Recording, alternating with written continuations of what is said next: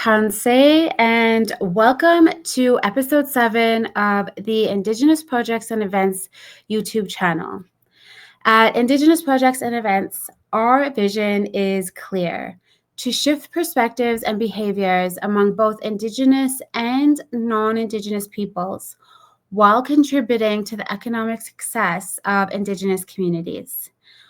One way that we bring this vision to life is through our Indigenous Speakers Bureau, where we showcase powerful voices from Indigenous leaders, changemakers, and knowledge keepers.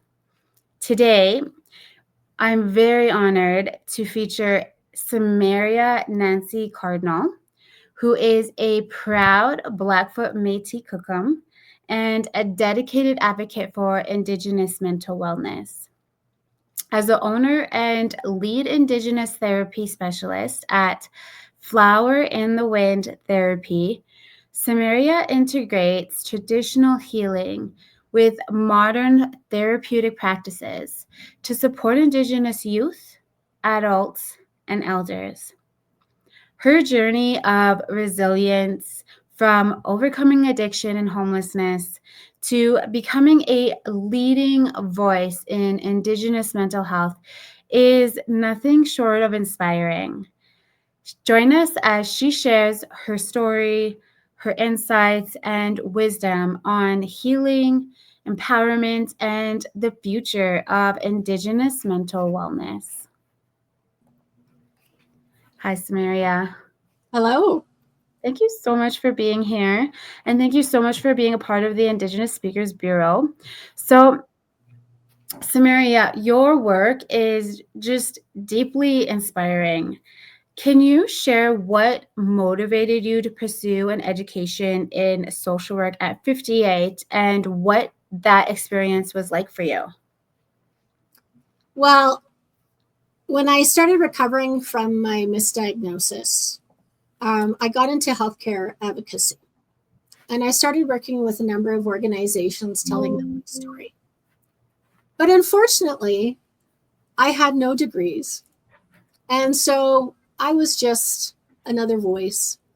And I wasn't looked at as somebody that really knew what I was talking about. So it really angered me that my voice really meant so little to many people after what had happened. So I thought, you know what? I can play that game. And I went back to school. And when I walked into Mount Royal University, I was terrified. Let's just say that. I'm looking around. Everybody's younger than me. But I thought, you know what? I'm going to do it. And I was always the oldest person in every one of my classes. But I decided I was going to do it because I know that the power that the colonial world puts on degrees and on those letters after your name. Mm-hmm. And so I decided that was the way, that was my vehicle to be able to get my voice heard and to create change.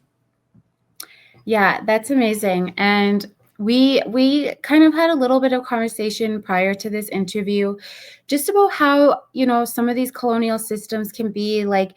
You talked about going to Mount Royal for your degree.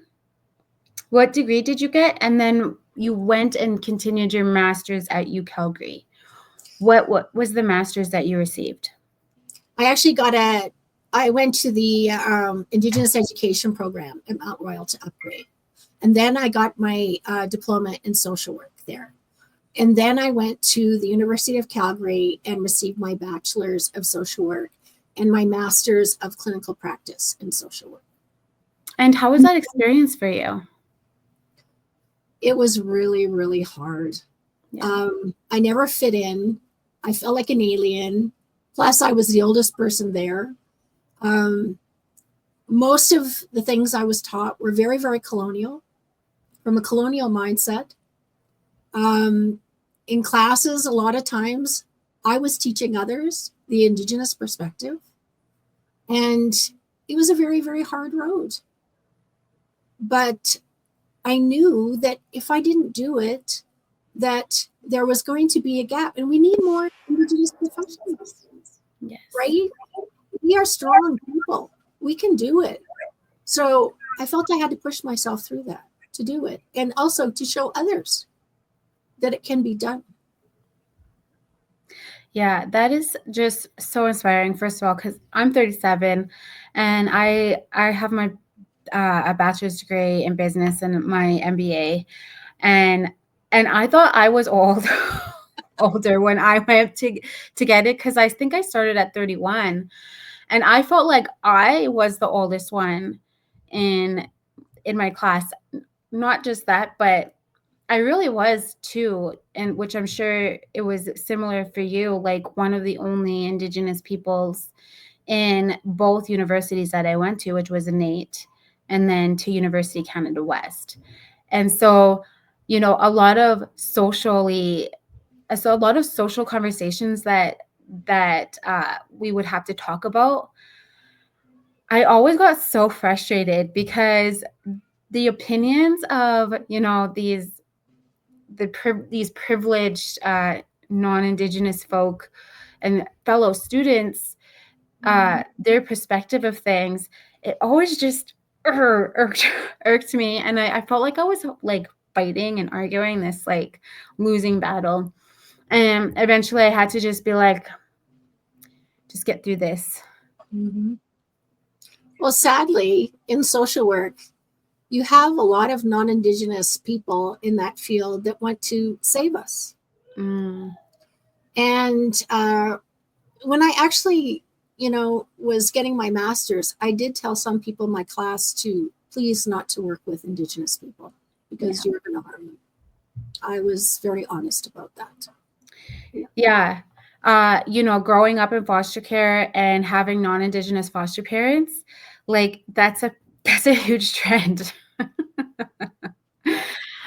You've overcome immense challenges, including addiction, homelessness, and you mentioned the misdiagnosis within the colonial mental health system. So, first of all, tell us about that, and tell us about this misdiagnosis that you experienced and what kept you going during those difficult times. Well, by 19, I had become a crack addict. I moved back up to, I was in Arizona. I moved back up to Calgary, and I actually started Cocaine Anonymous in Alberta. It didn't exist here then. And I did really good for about 10 years.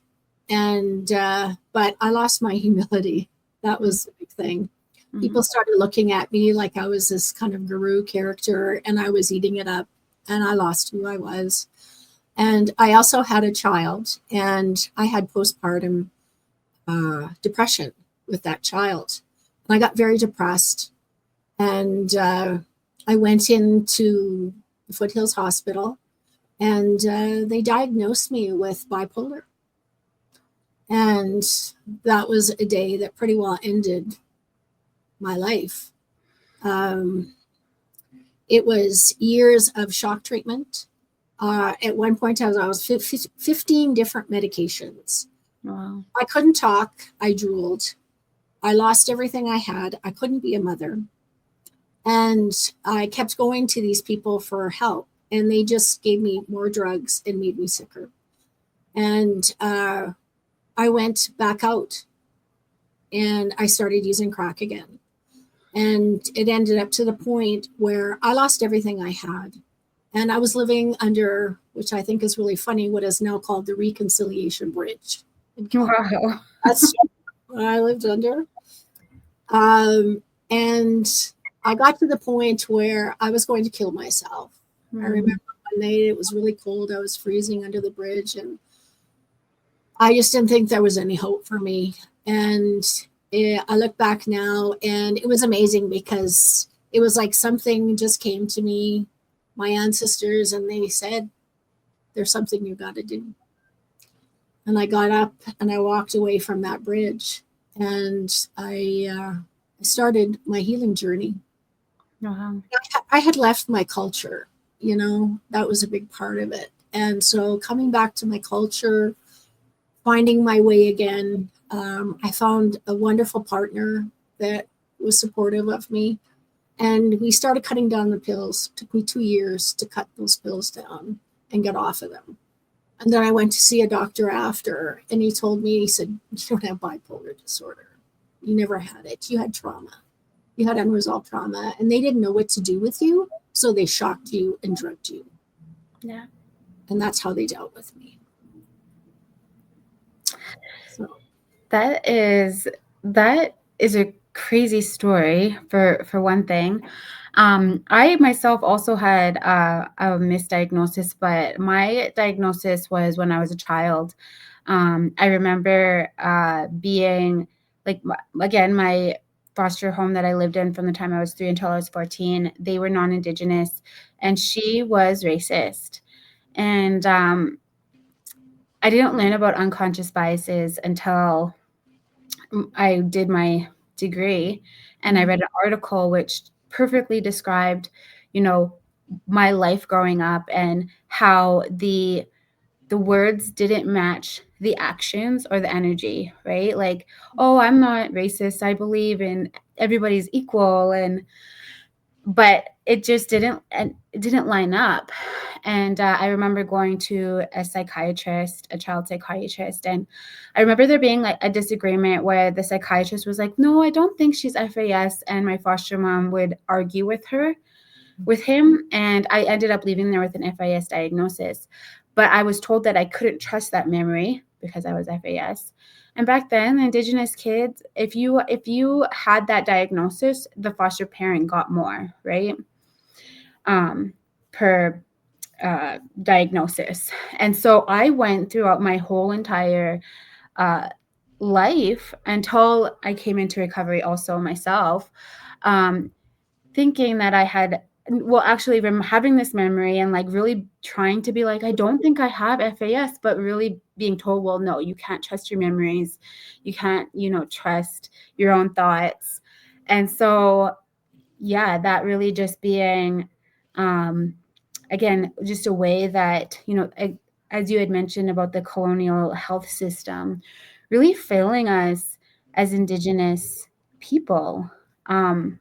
So having these personal experiences, how have you found that they've shaped your approach to therapy and advocacy for Indigenous mental wellness?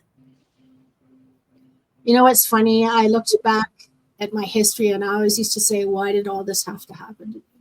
Why did I have to go through such hard times? And I'm an old lady now, and most of my life is gone. And it came to me the other day when I was doing therapy with somebody. I was sitting with them, and I was like, wow, I know why I went through that. The ancestor and the creator, I went through that to give me wisdom so that I could help people. And that's why I'm a therapist now. And so there's nothing somebody that comes to see me can say or do or anything that will shock me. Wow. Nothing, because I've seen and done it all. Yeah. Right? I've experienced so much that people that go to school that haven't lived the life I have, they can never even hope to truly understand all these things. But when you've lived it, and then plus you have the book experience, holy cow, what a combination. Yeah. Right? Totally agree. And it's like as a therapist, I don't see myself as an expert. I always I don't even call them clients. I call them wellness partners. I don't use clients. I want to decrease that power differential. I hate that power differential. Like, I am not an expert. The person that comes sees me is the expert. Oh my God, I don't know anything about their lives. They're the expert on their lives. I'm just somebody that has a toolbox that can help them. And I walk side by side with them. Right? I don't walk as like, oh, well, I know more than you and I can tell you how to fix your life. Crap. That's bullshit. Yeah. I can tell them. We're not sick. None of us are sick. What's happened is we've been through a lot of trauma, and we live in a world that somebody else brought from another place and says that we have to live by their standards. So a lot of us feel strange in the environment that we're in, but there's nothing wrong with us at all. So sometimes we just need a little help navigating this colonial world and what it's done to us. Would you agree that, you know, potentially, because you call them wellness partners, your clients, would you also word it as maybe you're a lodge keeper, so you're holding that space, you're, you know, as our elders in the sweat lodge would say, like, they don't own the sweat lodge, they don't own anything, they're just there to lead and make the space for healing. Yeah. I walk with them, you know, on their healing journey. They're the one that are always in control. It is their space, right? And it's really important that, you know, people realize that we have that healing within us. The ancestor and creator gave us this. We just need to find it in ourselves again. It always was there, but this world has told us not to look at it. Look inside and find that. Yeah. So been placed with shame, just so much shame. Yeah. Yeah. And it's, you know, and this world tells us, well, we have to go to a doctor, we have to take pills, we have to do it, you know, and it's like, and they segment us, you know, the physical doctors, and then the mental health professionals, and they segment us, everything, you know. And then also spirituality is, people are terrified of spirituality in the Western world, where that's part of us. You can't take that away from us. You know, and when I see people, I say, you know what, I'm this tiny piece of that pie on your healing journey. I'm like really like this little.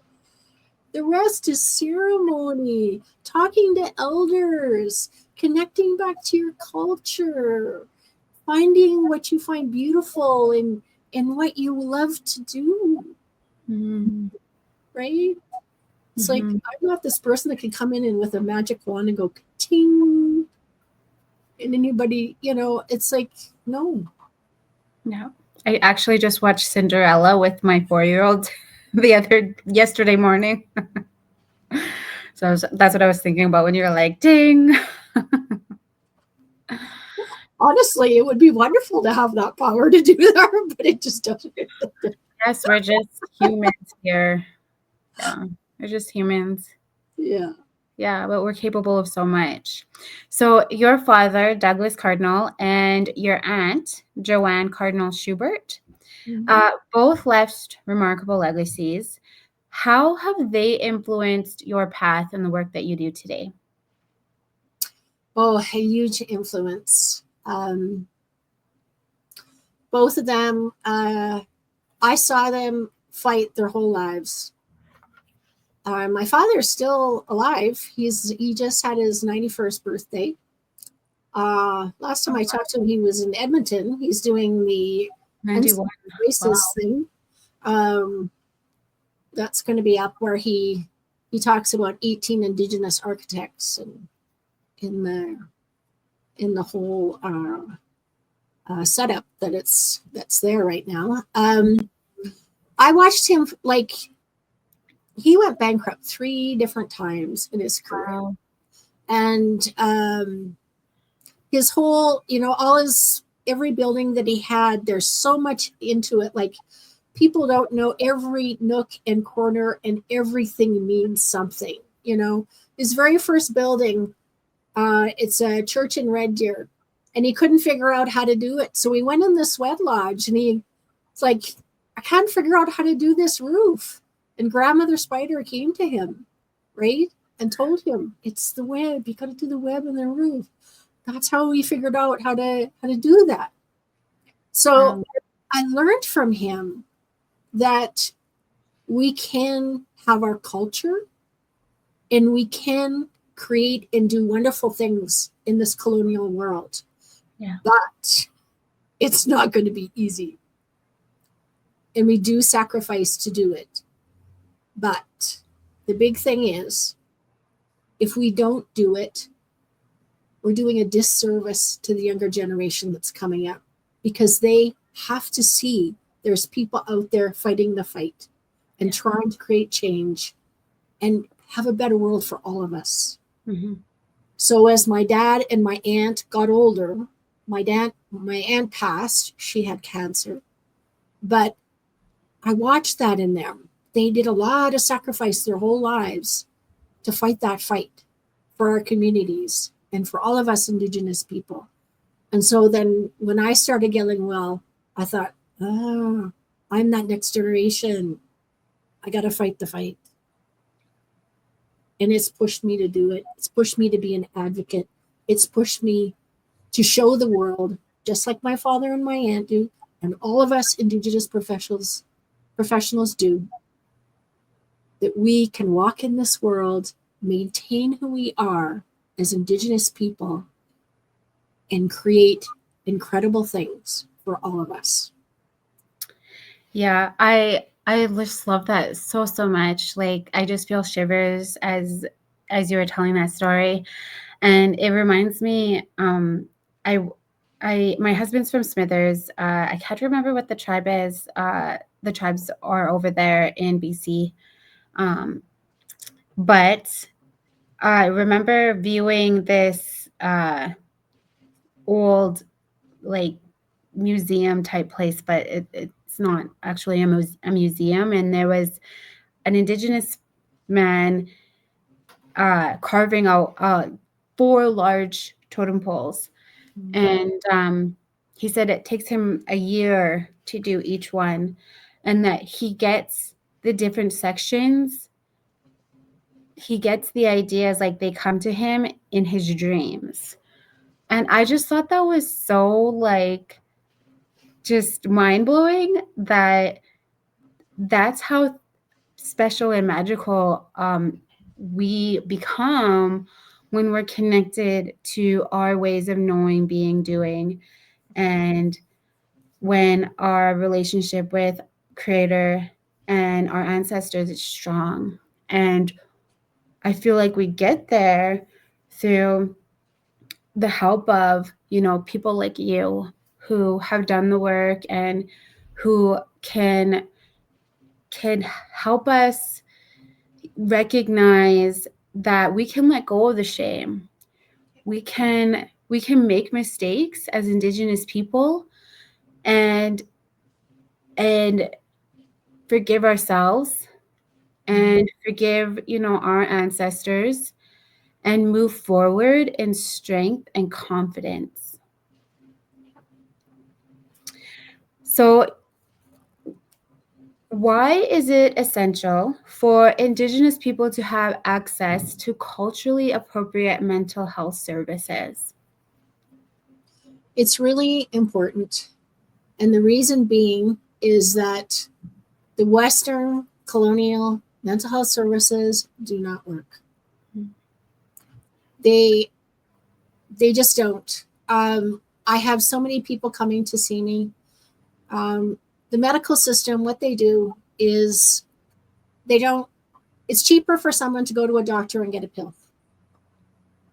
So people come to me, they're on pills. And yes, there is some conditions that people do need medication. I'm not saying that all medication is bad, but I'm saying that I see a lot of people that do not need those pills. I also see a lot of people that come to me and after a session with me, they'll go, oh my God, like, I've been to so many therapists and you were my last one I was going to try, because they did nothing for me. They didn't listen to me. They just told me what I had to do, right? And I was just like, oh my goodness, that's horrible, right? Mm-hmm. I'm very relational. in a session, right? You have to create that relationship because that's what we're about, creating relationships, right? Yeah. And so if somebody comes to me and they're going to come and I'm the stranger and they're going to open up their heart and they're going to tell me all these things and ask for my help, my goodness, I need to do the same back, right? Yeah. I don't need to sit there with a clipboard and go, okay, well, give me this question. No, I'm going to be a real human being. And I'm going to tell them about myself. And we're going to talk back. We're going to have stories. We're going to get to know each other as human beings. And then when they decide that they feel comfortable enough to trust me, then we move on. But a lot of people I met, they don't like the Western system. Where they walk into a stranger, this stranger sits there as an expert and just sits there and drills them on questions. Mm-hmm. And treats them like they're less than, and they don't know what they don't know who they are, and that they're ill. We're not ill. We're not a, that DSM-5, that book that we mental health people use to diagnose, to me is just a horrible thing. Every time they revise it, it gets bigger and bigger and bigger. And sooner or later, everything that we do as human beings is going to be a disorder. Yes. Wow. Right? Mm. We're not sick. We're in an environment that makes us unbalanced. Mm. It makes us feel like that we don't belong. Mm-hmm. And tells us that our practices and our spirituality is heathen and, savage and all this kind of stuff. When actually, everything about it is wellness and beauty and incredible. Yeah, I totally agree. If you could share one message with Indigenous people who are struggling right now, what would it be? I would say there is so much that you need to see about yourself. You are beautiful. You are incredible. Everything about you're still walking this earth, one foot after another. You have kept walking through everything that you've been through. This world has tried to erase us. This world has told us that they don't want us here anymore. But you know what? We need to all be strong because we're the ones that are going to save the earth. Mm. We are here, and Creator and our ancestors are with us all the time. Just close your eyes and take a breath, and you can feel them there with you. They haven't left us, and you're not ill. Just keep walking, and you'll find who you are again.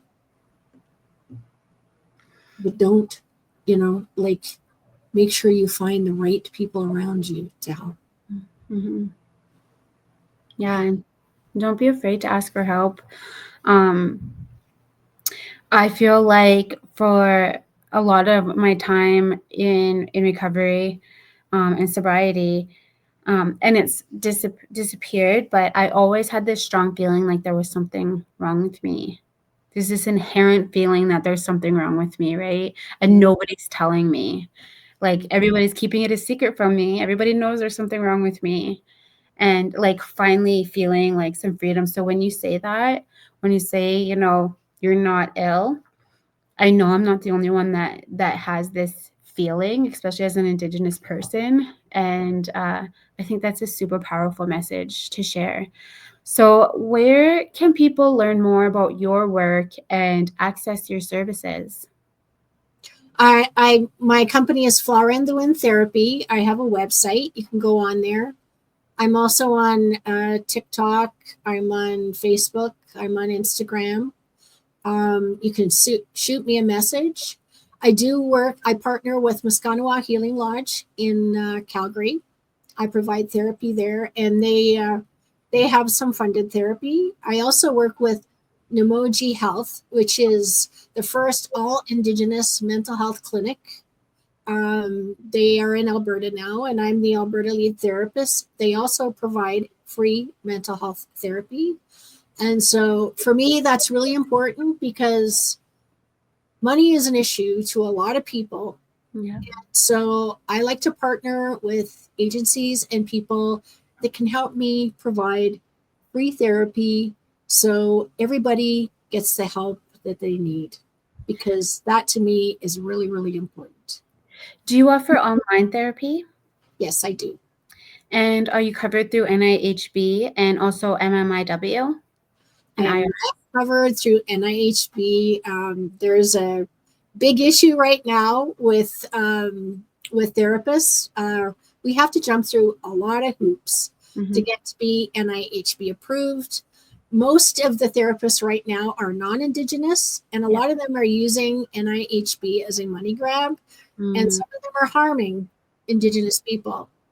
So it will take me a few more years yet to be able to get that designation. And there's a lot of us Indigenous therapists that are fighting that. I don't know if they're going to be great change, but we are fighting it. But that's why I partner with other places so that I can get people therapy that is funded so that they get the help that they're looking for. What about IRS and MMIW? No. No? Okay. Well, we're also going to have Samaria's information, so her website and her socials in the show notes. In the meantime, please share this episode and like the video and subscribe to the channel. And thank you so much, Samaria. I am just so in awe with the work that you do.